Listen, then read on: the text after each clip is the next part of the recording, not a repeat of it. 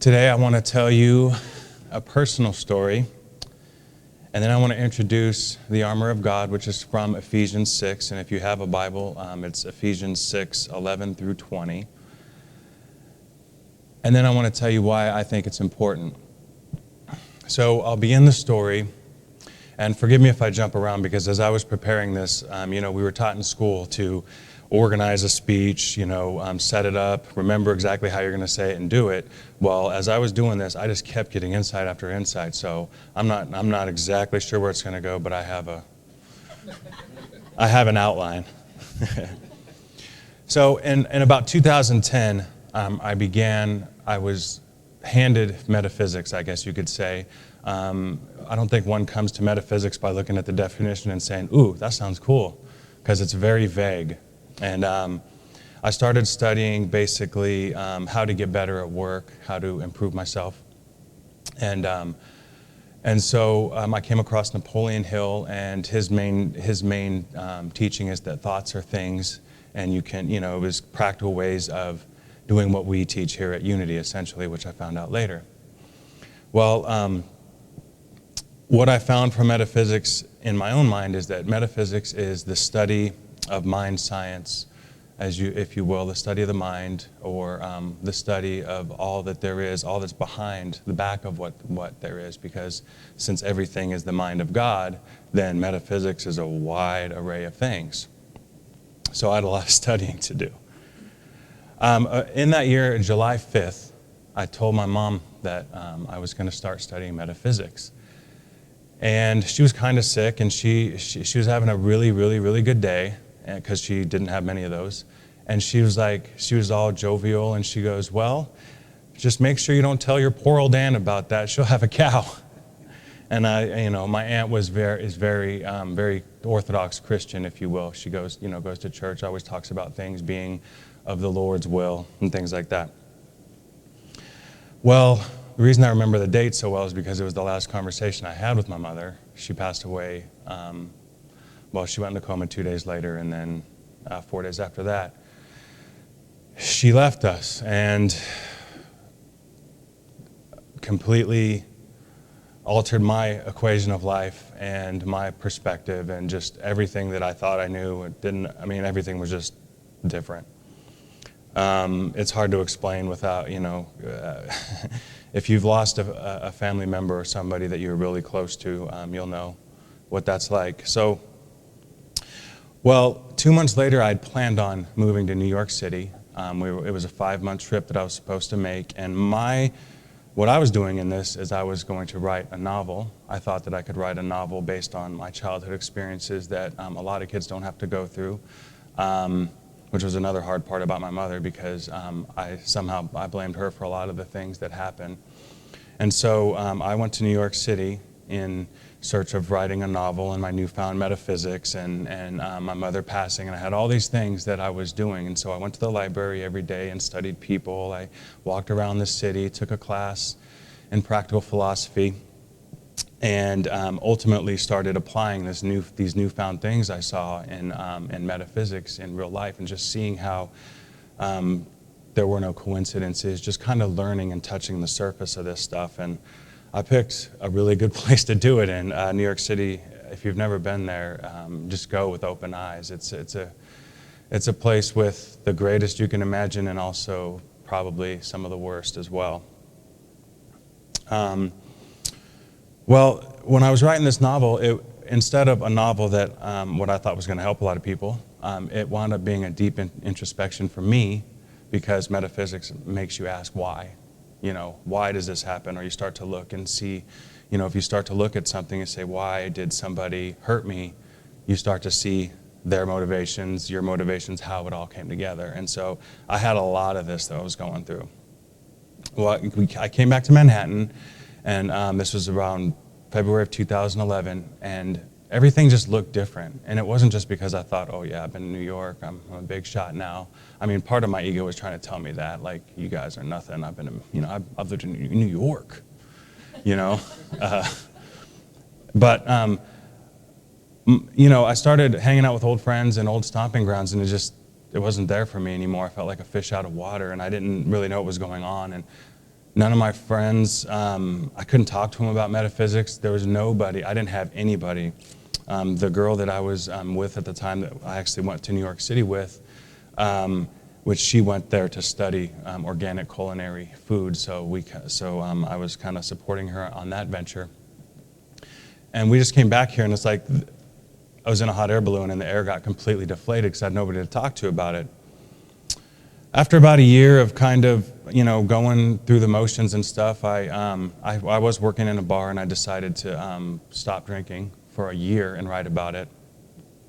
And about January of 2012, it was about halfway through that process, I found unity. Thank God, too, because I was tired of keeping all that stuff inside. Finally found people who were at least seeking. I didn't know if they were thinking the same kind of things I was, but at least it was somebody I could talk to. And and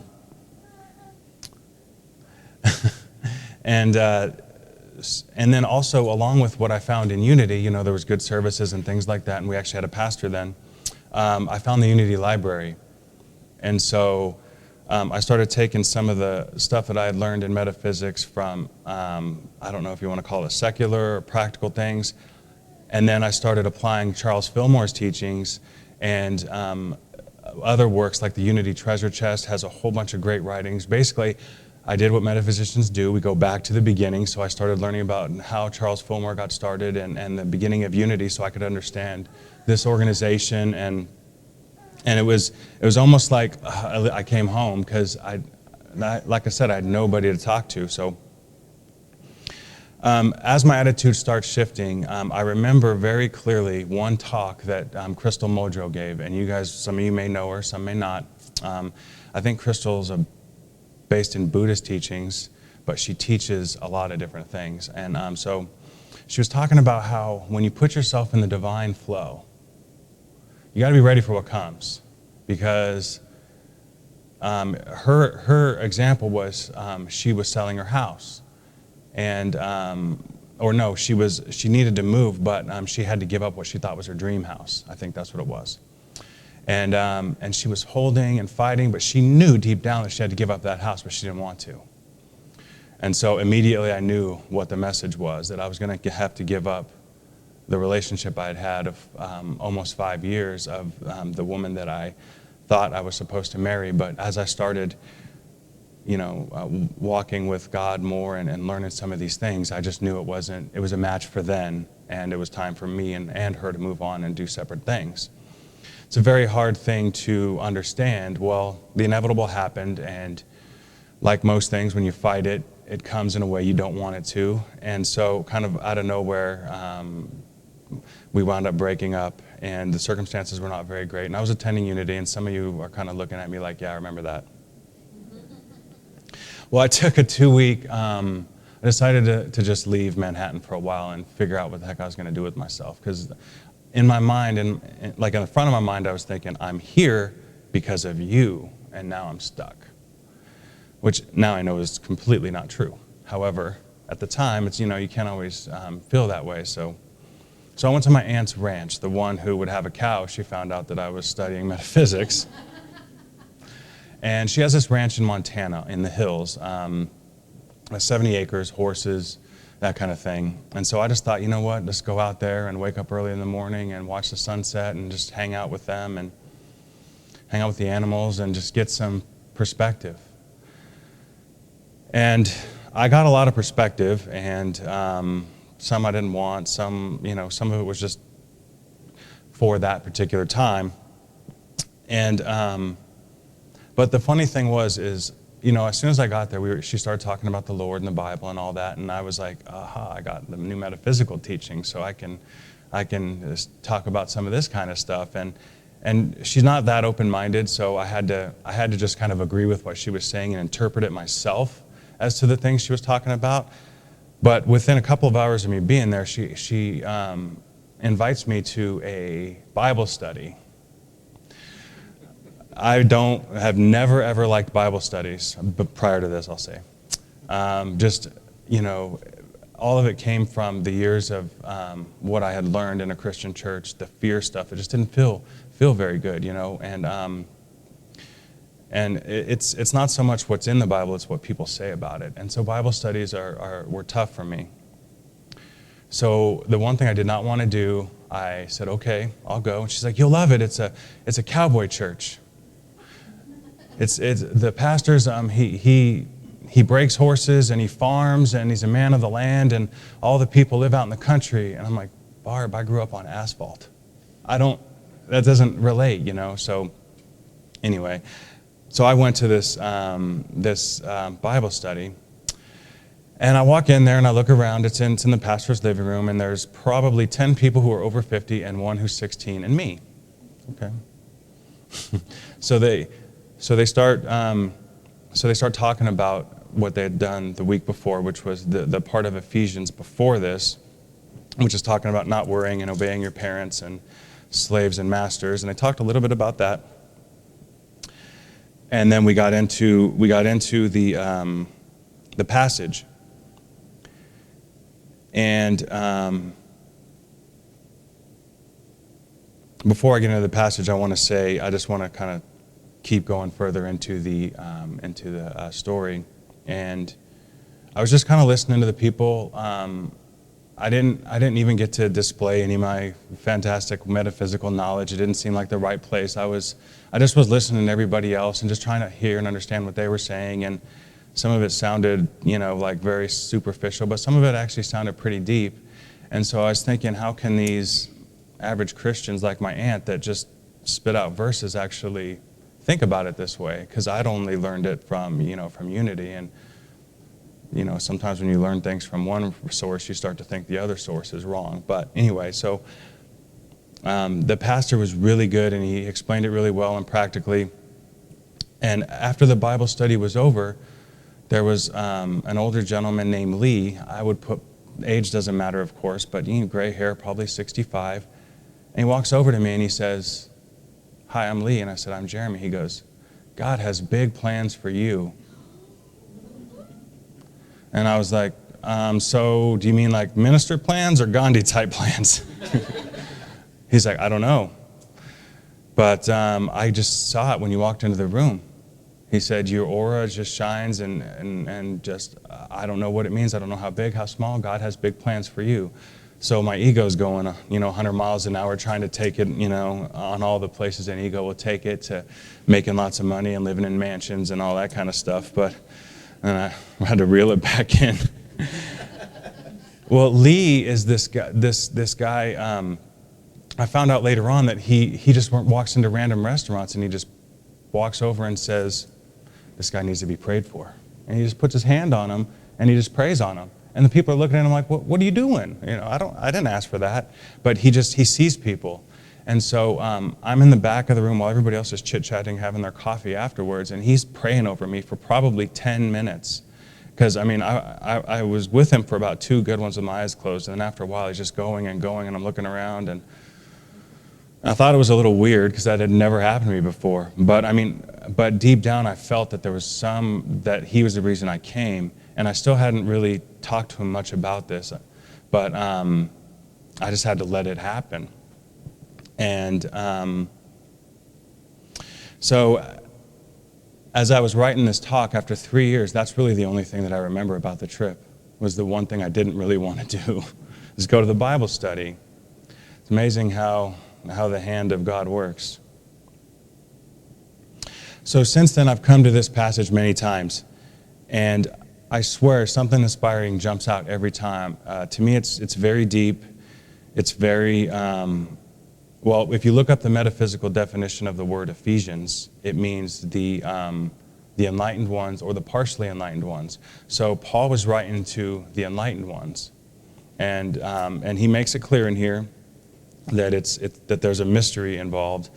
And so before we get into this, though, I want to ask you to imagine something. You can close your eyes or not. Just imagine a room. It can be white or black, it doesn't matter. It just needs to be a blank room and only you are in there. And there's a door, and there can be a door or doorway. It really doesn't make a difference. It's your imagination. And outside of that doorway is your personal journey. is a tailor-made journey for you that has been co-created by you and God. On the journey, you know you're going to find things that we call good, things that we call bad, things that we call evil, positive, negative. You know that you're going to find those things. And so you're standing at the door and wondering, can I do this? Or am I going to let the fear overtake me of all the things that could happen? How will you prepare yourself for that journey?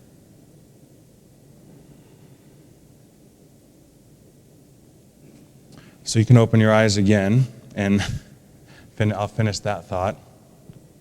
And then I will invite you, if you want to, as I'm reading, I'll invite you to close your eyes to the reading. If you want, you can if you want, you don't have to. The reason I want to ask you this is because I want the message to speak to you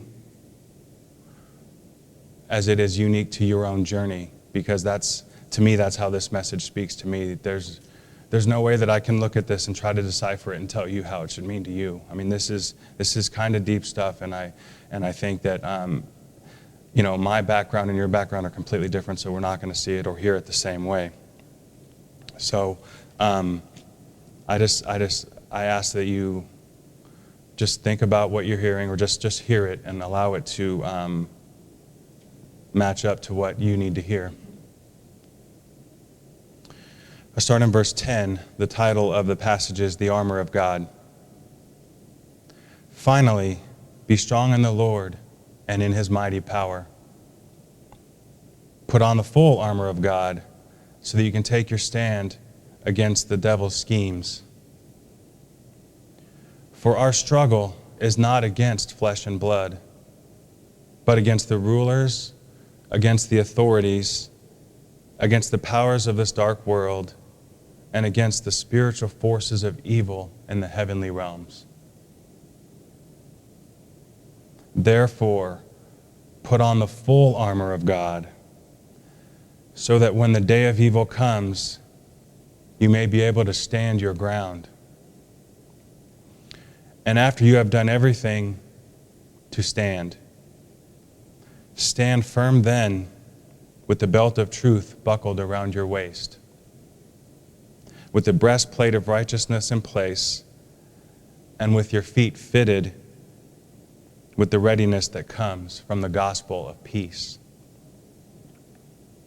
In addition to all this, take up the shield of faith with which you can extinguish all the flaming arrows of the evil one. Take the helmet of salvation and the sword of the Spirit, which is the Word of God. And pray in the Spirit on all occasions with all kinds of prayers and requests. With this in mind, be alert and always keep on praying for all the saints. Pray also for me, that whenever I open my mouth, words may be given me, so that I will fearlessly make known the mystery of the gospel, for which I am an ambassador in chains. Pray that I may declare it fearlessly as I should. You may open your eyes when you are ready to.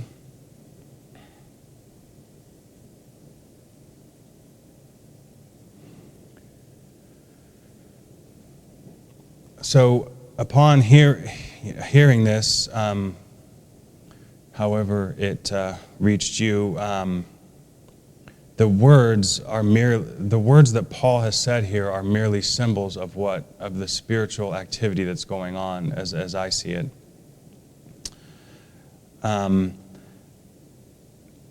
What I like to do is kind of understand the perspective of the writer, and from what I understand about Paul, here, as quickly as possible, he was a messenger of the word of Jesus Christ, the message of Jesus Christ, and who had been crucified about 30 years before he wrote this Ephesians, according to agreed upon time frame. And during the time, it was a time of a lot of war and battle. That's kind of why I think he wrote in that tone of battle, and also because it's there is really a battle for your mind going on. And he was also persecuted himself. Now, the history I found was that this letter to Ephesians was written around 62 AD, and he was killed in somewhere near 62 to 64. So as he's telling us that he hopes he can, declare this as fearlessly as he should, I don't know if he was fearful for his life, but he knew that his days were coming. So that's where this came from. I mean, it probably obviously didn't come from him, but you know what I mean. It came out of him, and he was doing his thing to spread the message of the gospel on his missionary journeys. So the first verses I wanted to highlight is 19 and 20, is where he does say that to pray for him that he may fearlessly proclaim the gospel as he should, for he is an ambassador in chains. And the word that really stands out to me is the mystery of the gospel, which that one made me feel really good about some of the times when people try to tell you that the Bible is exactly as it appears, which we know is absolutely not true, especially here. I mean, you're not going to walk down the road and catch flaming arrows from the devil. I mean, it's metaphorical, especially in this passage. So what I want to do is, like I said, rather than tell you what I think this means, because it's going to have a different meaning for you, there's a couple of things I do want to point out about it, and there's a couple of pillars that I noticed about this passage. At the beginning, it says, "Be strong in the Lord and in his mighty power. Put on the full armor of God." And then toward the end, before he says, "Pray also for me," he says, "Pray in the Spirit on all kinds of occasions. With this in mind," meaning the whole passage, "be alert and always keep on praying for all the saints." Now, what does it mean to be alert? Know what's going on around you. So you put on the armor of God, and then you just know what's going on around you. And all of the stuff in between is for the reader to apply to their tailor-made path.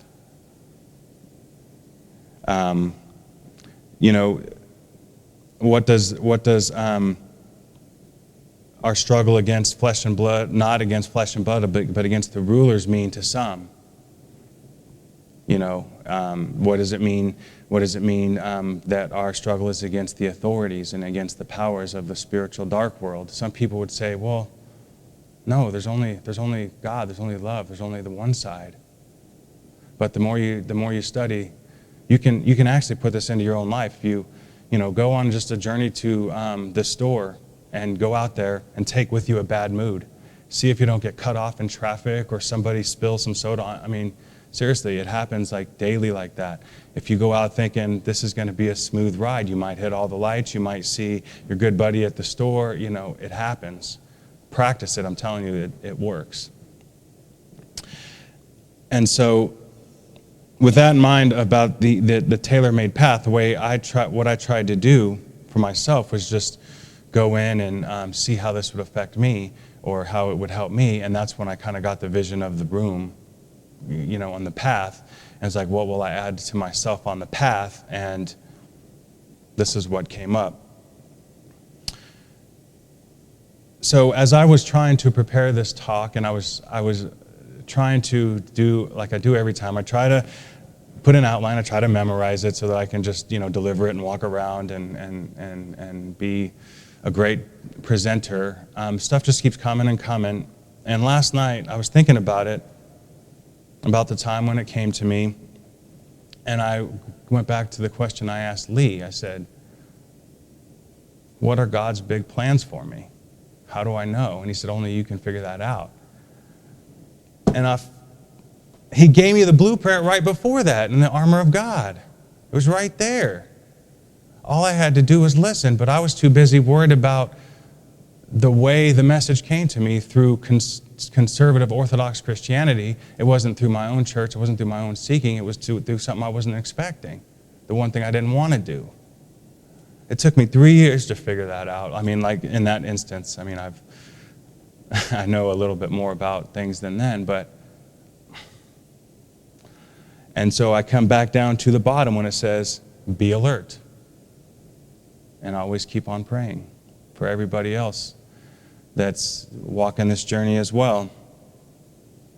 And sometimes I'm just amazed at the things that I find out in reading this book, that there was a time in my life when I thought it was tampered with and fiction, but I don't think so.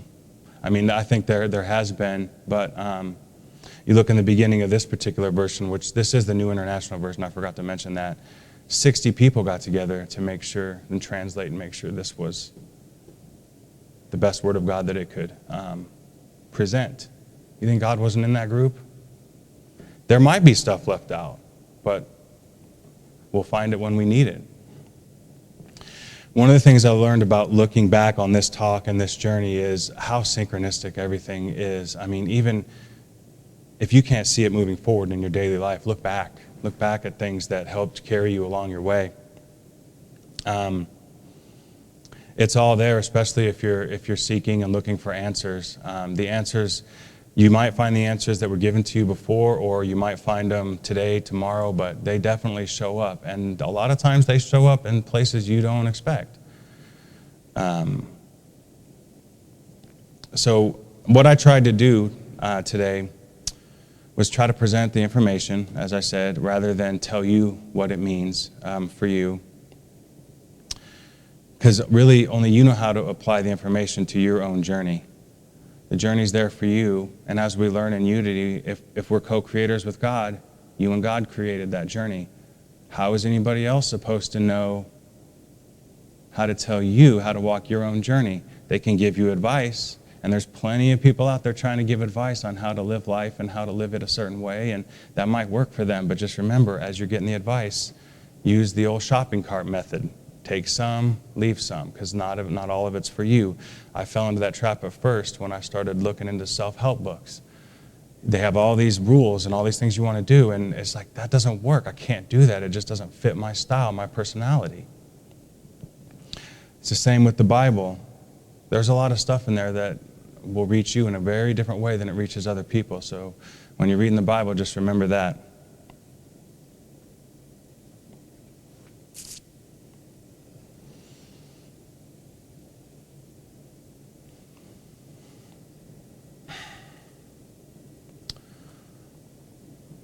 I feel like I'm forgetting something, but must not be, or it'll come to me in a second. I guess if the one thing I want to make sure that if you get nothing else out of this is just remember that your path and your journey, it's yours. No one else except the Creator and perhaps helpers that you have along the way, guides, but we won't get into that. It's your journey, and you created it. So the one that has the answers is you. You may get the answer. It may show up to you from somebody else because you're asking the question, but only you will know when that answer is the right answer to your question. Such as when looking for that answer, well, what is it? What's God's big plan? It's like, well, you're gonna have to find out. Here's the blueprint. So. As you think about the fact that nobody can tell you how to travel your road, which road to travel, just remember that the synchronistic events, they will show up on the path. And if you don't see them, they'll show up again and again until you clear the hurdle, if you will, that you need to clear. Otherwise, you'll just be stuck like this. And sorry, I wrote stuff all on the side of the paper, so it's like I ran out of notes. The only key about finding these synchronistic events and using knowledge that you get and knowledge from God and inspirations from God is you can get them all you want to. And John introduced me as someone who seeks knowledge and seeks truth. You can seek it and learn it all you want to, but if you don't act on it, nothing's going to happen. And with that, I thank you and blessings to all of you.